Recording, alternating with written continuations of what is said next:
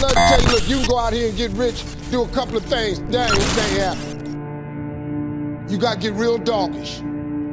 You got to get downright funky if you want to make it. Now, like I was telling you before, if you want to be ordinary, you ain't even got to listen to me. Just go on about your business. Whatever you do, you've got to be a little bit gone to it. You're not all there. You've got to be almost insane to your craft. Not a lot of people can understand that. That's why I don't know about nothing else.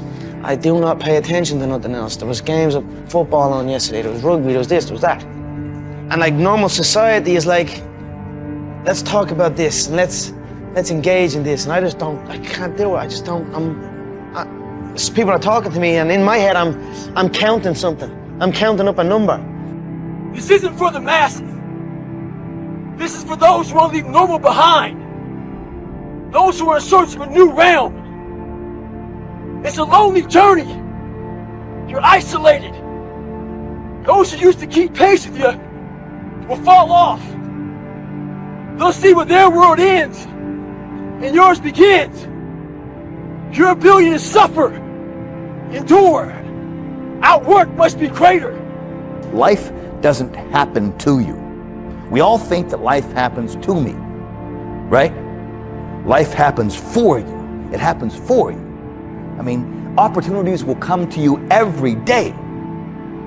It's either for you, you can remain scared of the opportunities, or you can embrace them and take them. Being able to know that your life is jacked up, that we all come from a past that maybe bad or good, and to own it, and not to be ashamed of it, to not be afraid for people to judge you, not care what other people think, to be able to walk around in your own skin and be so comfortable in it that you can write your whole life, all the bad, not the good, all the bad on the billboard, and walk around like this.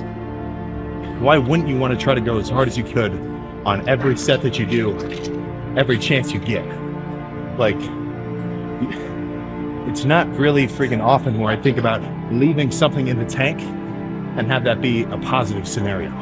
And if you ever do a set like that where it's not like you're totally pushing it to the max, at least make sure you definitely push it. You must be willing to extend yourself to the limit with no guarantee of success. Every day, you must ask yourself, did I do enough? You should be a monster. Because everyone says, well, you should be harmless, virtuous. You shouldn't do anyone any harm. You should sheath your competitive instinct. You shouldn't try to win. You don't want to be too aggressive. You don't want to be too assertive. You want to take a back seat and all of that. It's like, no. Wrong. You should be a monster, an absolute monster, and then you should learn how to control it.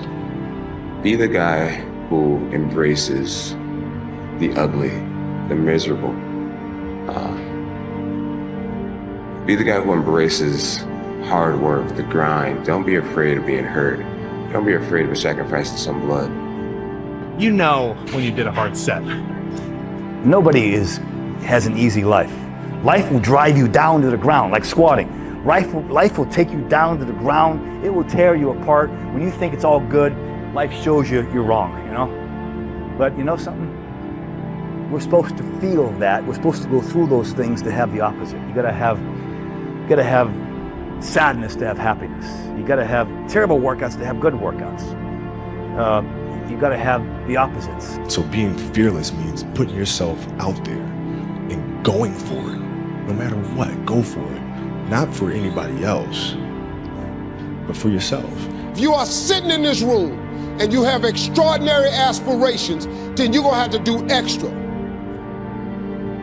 You put extra on top of ordinary, and you come up with extraordinary. You have to decide if you are willing to do the things to put you in that category. I made a promise that I will give it everything I got.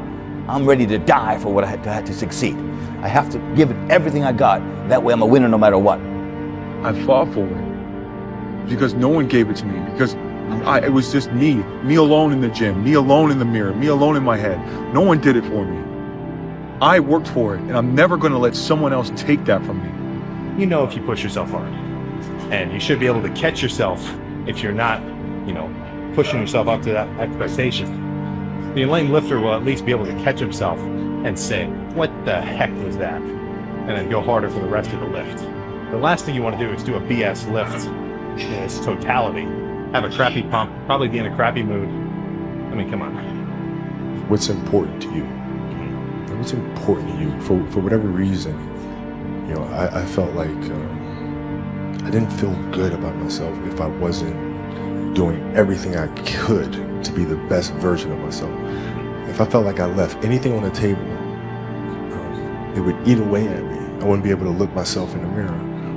Right? So the reason why I can retire now and be completely comfortable about it, because I know that I've done everything I could to be the best basketball player I could be. And so that's where it comes from for me. You can't leave any stone unturned. Since I first got here, I never stopped working. Today was when all the work paid off, and you know, God put me in a position, and I just try to take advantage of my opportunities. I went on deployment, and me and my wife and my mom signed up for the first Las Vegas Marathon down the strip of Las Vegas. And that incident happened, so I ran 100 miles before I ran a marathon. 2 weeks later, roughly, December 5th, was this marathon that we all signed up for. I couldn't walk. I could not walk. I was... So, 10 days or 2 weeks after this 100-mile in one race I did, this marathon, December 5th in Las Vegas. I said, you know what, it's the first one. I can't run. Maybe I can walk with my mom. So I tried to go out to this little knoll around our grassy area in San Diego. I tried to run. Legs were broken. I said, I can't even, I'm jacked. Can't do. So I said, you know what, maybe I'll watch you guys do the marathon and I'll cheer you guys on, whatever. And I said, I'll try to walk with my mom. December 5th happened. That gun went off, 2005.